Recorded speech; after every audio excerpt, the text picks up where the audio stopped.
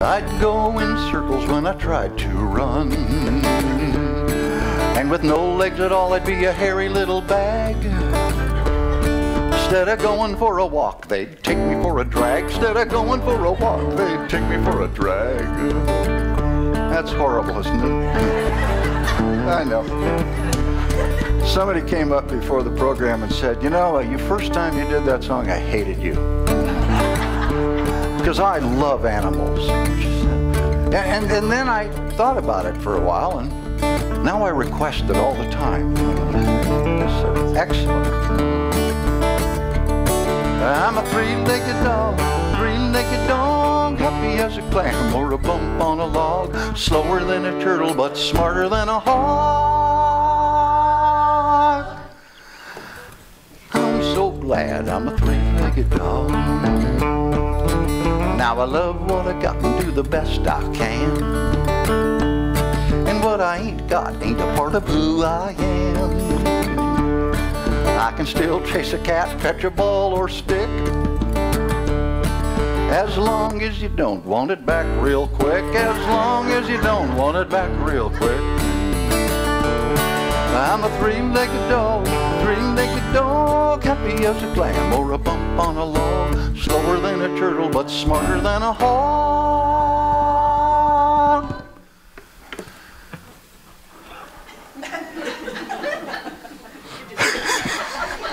I'm so glad I'm a three-legged dog. Now usually I will go off and tell a story about Shumway, who is the three-legged dog that inspired the song. A girl that we had for 14 years, and she was just an absolute treasure. And you know, she taught me a lot of lessons. You know, I mean, she would take off and go running down through the yard with that. Well, she actually sort of had 3.5 legs. This back left one wasn't worth, 3 and a nub. Yeah, it wasn't worth a lot. And it would sort of flap in the breeze when she would run. It'd just sort of do that, you know, and people would go, that's so sad. And I'd go, no, she's waving at you. Say hi. You know, but she would take off and run down to the mailbox. And the highlight of her day was to arrive at the mailbox. She would have been triggered by the sound of the tappet knock in the 1998 Oldsmobile Intrigue, driven by the postman, who would come up Macklemore Road, and just as he arrived at the mailbox, she would arrive at the mailbox from up by the porch.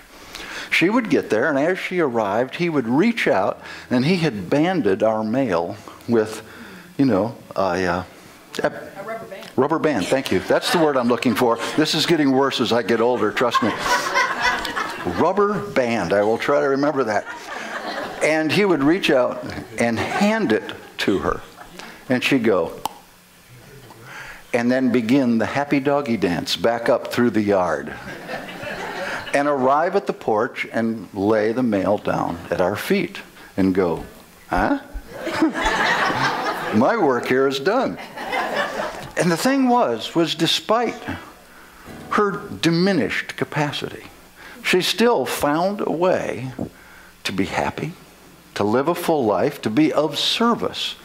And the most important thing for her, I think, was to be of service, to feel like she was somehow contributing to this family of many dogs and cats and people that was all together. I said, oh man. I said, well, why is it that she's able to do that and people are so willing to play victim and to just decide that I can't do this because I'm too old or I'm not educated enough or I don't have enough money or I couldn't possibly. And all of the reasons that we list for not achieving, for not being the best that we could be.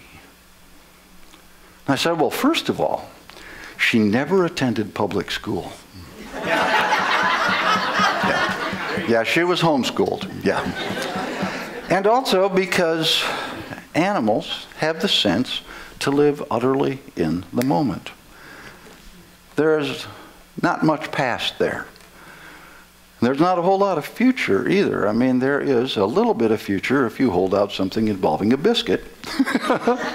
And there is a little bit of past that you have found if you have had a rescue animal and somehow they don't react in a positive way as you step toward them and you realize perhaps they'd had a bad experience and they do remember that. But for the most part, they're just right here, being the best they can be at any given moment. This was reinforced for me just yesterday. I was watching, any of you watch Oh Lucky Dog? It's a Saturday morning program, Oh Lucky Dog. And this was a celebration of a two-legged dog. And some of you may have seen the video of this particular dog. And probably about 25 pounds, 20 pounds, a light brown dog, walks on its hind two legs, was born without front legs. It just had these little nubs. And when she was a baby, there's a picture of her as a little puppy sitting like this. And in order to stay balanced, she had to sort of put her knees together, and she'd sit there, and she's got no legs here. And she's sitting there looking up. And you just want to cry. And her mom said, well, we decided that we were going to try to do this. She said, but the first thing was I had to get her up. She couldn't just sit there. She had to get up. And she said, I discovered that peanut butter was a really good motivator. And so she got up and she learned to walk on her two hind legs without any front legs at all. And in fact, she would go for walks with Mom. And if she saw a squirrel, she'd chase him. Because as far as she was concerned, that was it. That was just who she was. That was what she was given, and she chose to be the best that she could be, to be as good as she could be. And this particular program was a celebration of her 10 years of service, going into hospitals and schools, meeting children, and encouraging children of all kinds, with or without disabilities, to be all they could be. So I'm going, what's my problem? You know, what is holding me back? What might be holding you back? I don't know. I can't speak to that, obviously. I mean, I don't know you each so well that I could guess what that might be, but usually at least part of it has to do with holding on to stuff. Unlike Shumway and this dog, whose name, by the way, was Faith. Oh yeah, I know, killed me. I mean, it's like 30 minutes, I'm crying, I'm laughing. It's like, oh man, that's a good God. Usually it's because we're holding on to stuff. And that is a dead weight that we're dragging with us wherever we're headed. Yes, I am headed towards greatness, but let me take all of my stuff with me. All of my baggage, all of my anger, all of my disappointment, all of my resentment. You said something about arriving here after divorce and getting clear and discovering what you needed to learn to let go of that and move on. Well, a lot of folks never do figure that out. They never let that go so they can become the best they could be. So we're just going to practice a little bit on letting go. If I can remember the song, which may happen and may not. As long as I was thinking about letting go, I figured that the music should be something that one would also let go of. Sort of Lawrence Welky. Think of the Lemon Sisters. Not the Pointer Sisters. No, they're too cool. You have to imagine that behind me are women wearing green crinoline hoop skirts.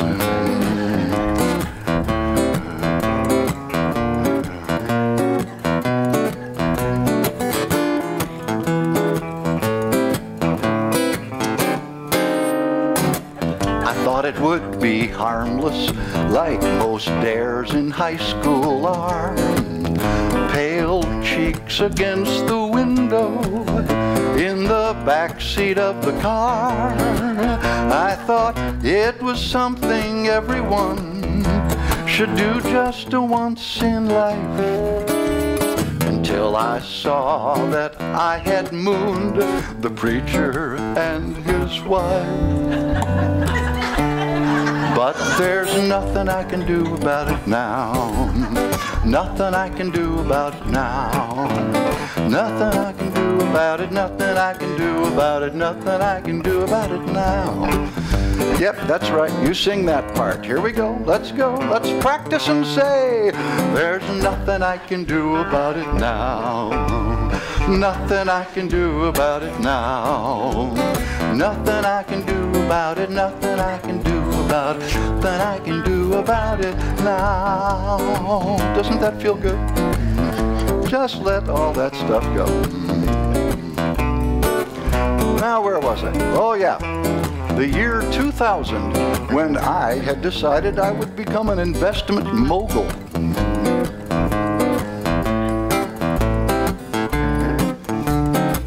The NASDAQ was on fire with the S&P and Dow. Man, they just kept going higher like they never could come down. So I bought a lot of Enron, Global Crossing, WorldCom 2. And now I'm going to have to work until I'm 92. But there's nothing I can do about it now. Nothing I can do about it now. Nothing I can do about it. Nothing I can do about it. Nothing I can do about it now.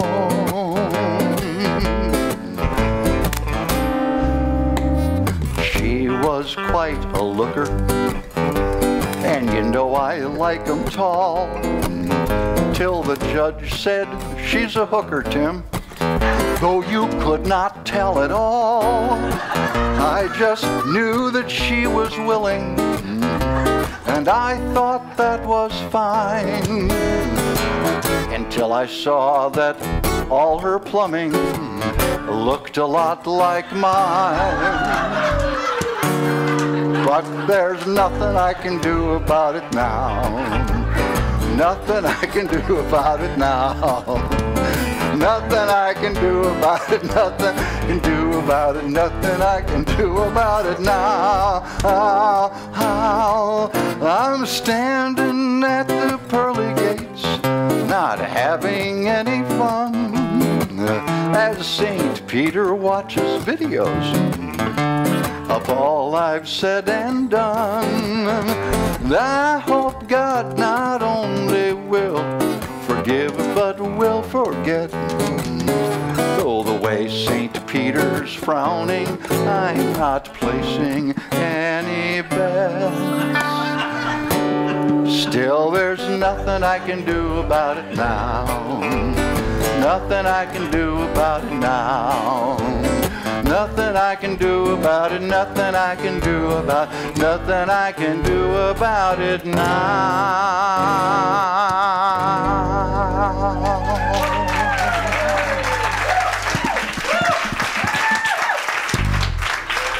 And I have to say, this is the only church that I would do that verse in.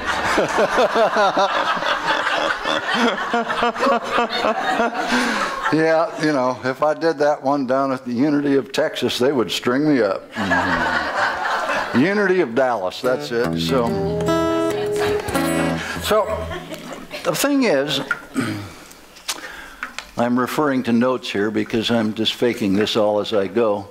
As you can see, it's just falling apart all over the place. Letting go of that, whatever that is. I don't know. We all got different stuff we have to let go of. I remember being in a therapeutic environment, and the therapist encouraging me to say the words, "I am worthy of love." I was in a group, and I found that I could not say those words. I was unable to speak them. And as I tried to, tears came down my face and I just froze up. Because part of what I needed to let go of was that background that I can sum up in one phrase. It's the phrase that says in your head, "Everything I do is wrong." It's that voice that came with some criticism from whatever sources. So that even when you're doing something right, you feel like you're doing something wrong. And man, that was there for so long. And one of the messages of this therapeutic group was, he said, well, go home and try to say this in the mirror. I want you to try to do this several times a day during the week. And I would walk past the mirror and go, I am worthy. Idiot. I am worthy of, oh, shit. I am worthy of love. And then I would just shake. And I kept saying it, and I kept saying it. And finally, I came back to the group, and the next week he said, I stood up and I said, I am worthy of love. He said, good. He said, because as long as you believe that you are not, you will act in accordance with it. You will prove to yourself again and again and again that you are not. He said that may explain the 10 relationships that all ended in identical fashion. And since you were the only common denominator, it's awfully hard to blame it on them. I said, yeah. I did that one all on my own. So letting go of that. And lo and behold, not long after, I met Barbara, who thought I was worthy of love.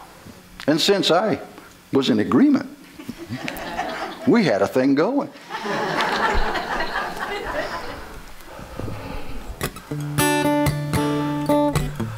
So you need to let go of this other stuff. But you also need to be able to picture a future of some kind. And can you imagine the words you don't know? Can you imagine? I don't know where it is. There it is. I'll find it. Just a second. Can you imagine? That's so nice. Thank you, Kim. Can you imagine what it would be like to have all of the things that you've dreamed of in life? Happiness, fortune, and time with your kids. Turning your wishes into what is. Well, if you can imagine it, if you can believe, there's not a thing that you can't achieve if you walk out on faith in taking that first step or two. Oh, now if you can imagine it, it can come true.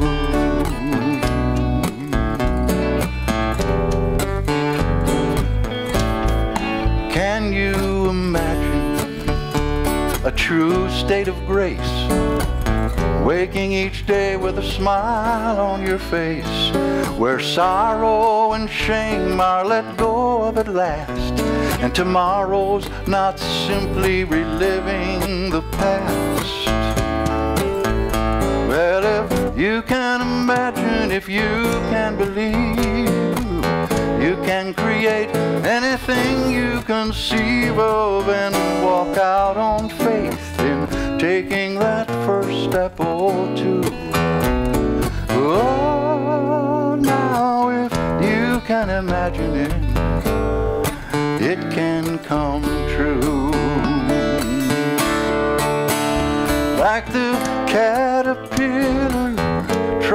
what it will become.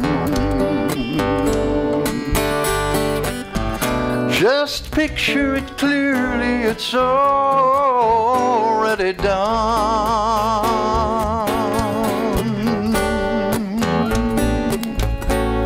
And can you imagine a world without war, where compassion's the only thing we're fighting for, where compassion's the king ruling over the realm, and love is the captain who stands at the helm?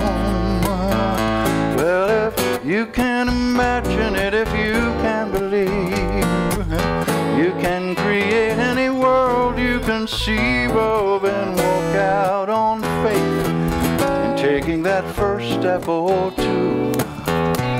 Oh, now if you can imagine it, it can come true.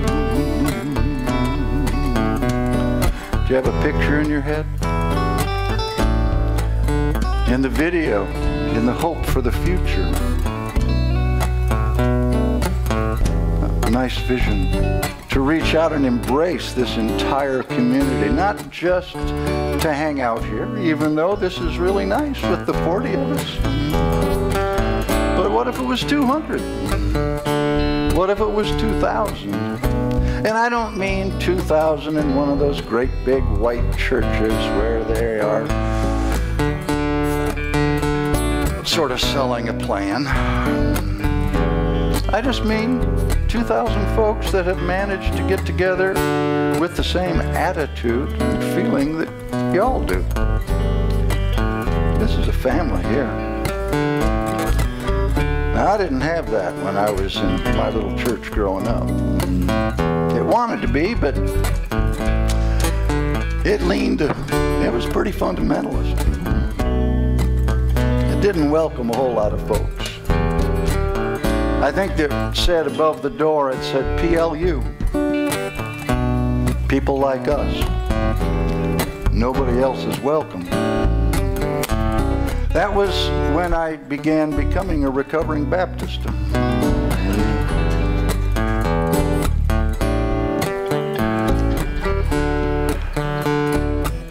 Mostly because my cousin Mary couldn't bring her partner to that church.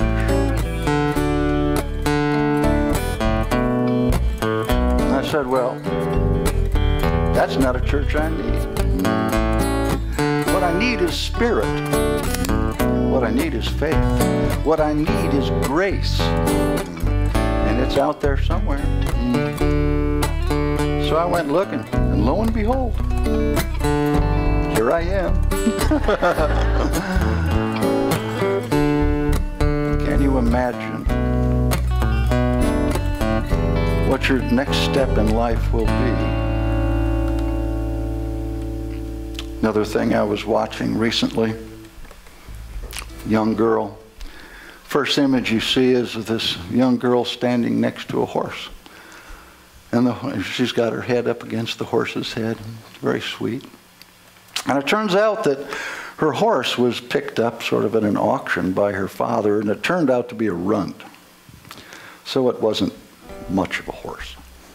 And Dad said that he was going to sell it.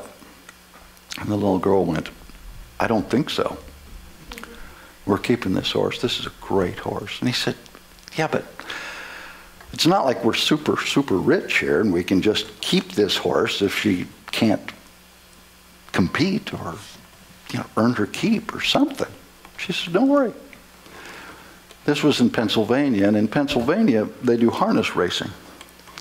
And she said, she's going to be a harness racer. And he said, she's a runt. She can't be a harness racer. That's silly. It's like asking a Chihuahua to be a sled dog. That's not going to happen. But they went ahead and trained the horse. And the horse was so slow on the track that it barely managed to get a fast enough time to be allowed to enter the lowest class of harness racing. And she won.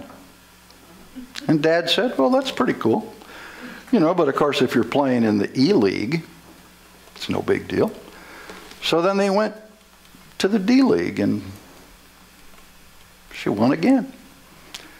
And there were these pictures of, you know, here are all the other horses up here running like crazy, and here's this running along underneath them. Won again. Moves up a class, wins again. Moves up a class, wins again. And lo and behold, because of that, was invited to the state championship. So here's the state championship of Pennsylvania for harness racing. And Dad, trying to ease the pain for his daughter, says, you know, honey, if she finishes third, that would be really good. And his daughter says, you know what? If she finished last, I couldn't be happier. I don't care if she's the fastest.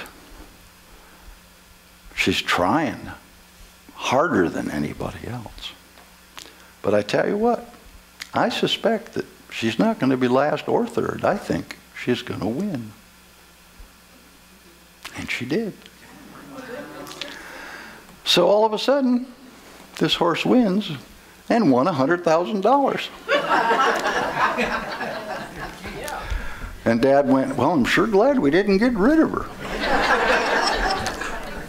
Won $100,000, $50,000 of which she gave away to charitable horse causes. And she set the other $50,000 aside as a down payment for the farm that she will have someday to breed harness racers. Now, what do you think the chances are of her actually having that farm? 100%. Yeah, because it's right here. She can see it. Just like she saw a champion in this runt. She didn't let anything about the past hold her back. She didn't let anybody's opinion or attitude say that this was a bad choice. She said, no, this is going to happen, I believe. Oh, man. Once again, do you have that kind of passion? Do you have that kind of belief? Denise has been talking about being inspired. I think we can add to that, be stubborn. Be inspired. Also be stubborn about those dreams that you might have.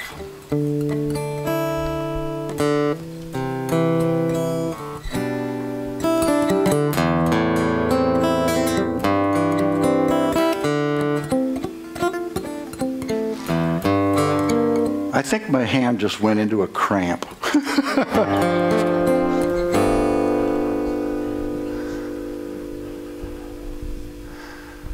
Have you ever seen a crocus flower in the spring, breaking through the crusted snow to bloom? Or watched a butterfly as it takes wing to leave behind the husk of its cocoon? Well, if you have that passion, there's nothing you can't be. Just as fearless, bold, and free. Well, I believe we can make our dreams come true. Oh, I believe this power comes through me and you. If we only have the faith and the courage to be brave, there's nothing in this world we can't achieve. I believe.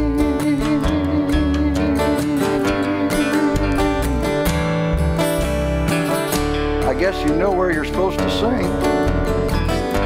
And I'm figuring you can add the harmony parts with it. Let's just try it. It's real easy. You just say, I believe. I hear harmony. I believe.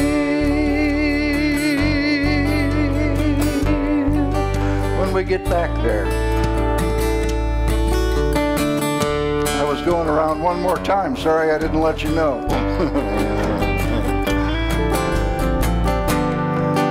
Now tell me, have you ever seen a mountain moving?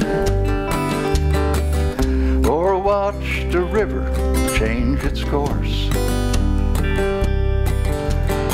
Well, every day around us we have living proof that deep inside us we all have that choice. The choice to change direction and the choice to start again, to make life better than it's ever been. I believe we can make our dreams come true. I believe this power comes through me and you. If we only have the faith and the courage to be brave, there's nothing in this world we can't achieve. What? I believe it's not enough to hear it, you must say it. Coming from the heart the way you pray it. Not somewhere, somehow, no. We've got to every day, yeah. I believe. Okay, now let's take the bridge again. And I want to remind you of what I just told you earlier about being in my group therapy and having trouble saying, I'm worthy of love. Because for heaven's sakes, if you can't say it out loud, who's anybody going to believe it? And you need to encourage yourself in your belief. Yep, look in the mirror and go, I'm worthy of love. Or I can achieve this goal that I have set. I can be the best harness racer in the state of Pennsylvania.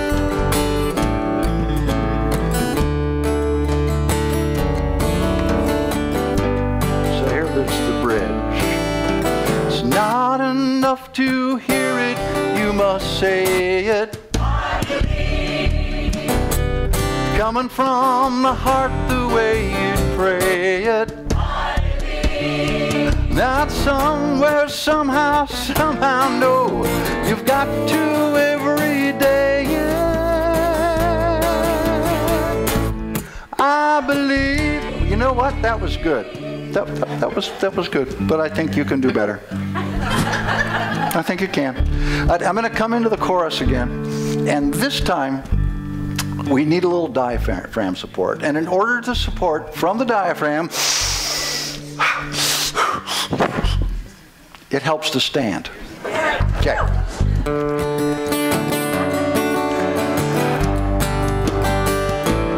I believe. Oh, that is also really, really good. But I'm sort of thinking Georgia camp meeting here. The last remnants of my Baptist upbringing coming back now to wash over your brothers and sisters like a river of living water.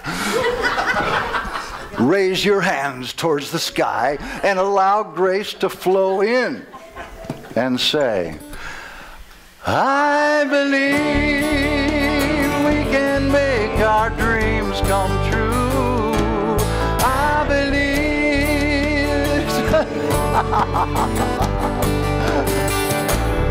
If we only have the faith and the courage to be brave, there's nothing in this world we can't achieve. I believe.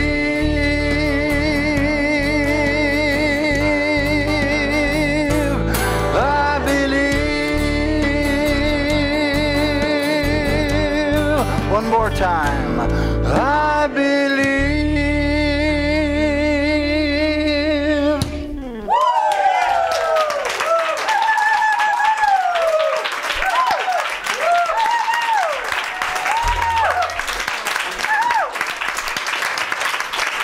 My work here is done. You're good to go. No, you're not. Oh, no. It's time for the offering. Okay, I'm back. I'm back for the offering. No, you can stay. You can. Okay. I can play for the offering if you would like. Thank you so much, Tim. We got that covered. Thank you so much, Tim. What a wonderful message that was, and a great reminder. Let's take our tithes and offerings. Let's take our tithes and offerings, hold them in our hand, and say our offering affirmation together, please. I love this church, and in that love I give. This church loves me, and in that love I am transformed.